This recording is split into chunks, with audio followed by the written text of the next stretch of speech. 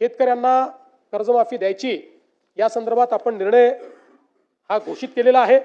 त्या संदर्भात एक समिती आपण तयार केली आहे की कुठल्याही परिस्थितीत कर्जमाफीचा फायदा हा शेतकऱ्याला झाला पाहिजे, तो बँकांना होऊ नये।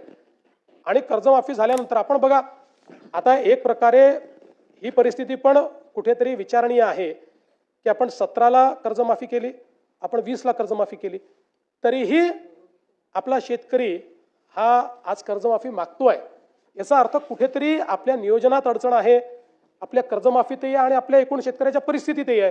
आणि म्हणून एकदम याच्यावर उपाययोजना येणार नाही, पण हळूहळू टप्प्याटप्प्याने काय उपाययोजना करता येतील आणि मग त्या उपाययोजनेतला एक भाग म्हणून कर्जमाफी, अशा पद्धतीनं ही समिती काम करते। आणि आपण ज्याप्रमाणे घोषित केलं आहे की 1 जुलैपर्यंत आपण ही जी काही कर्जमाफीची आपली योजना काय असेल या योजनेच्या संदर्भातले सगळी घोषणा आपण त्या ठिकाणी करू, हे देखील या निमित्ताने या सभागृहाला मी सांगू इच्छितो।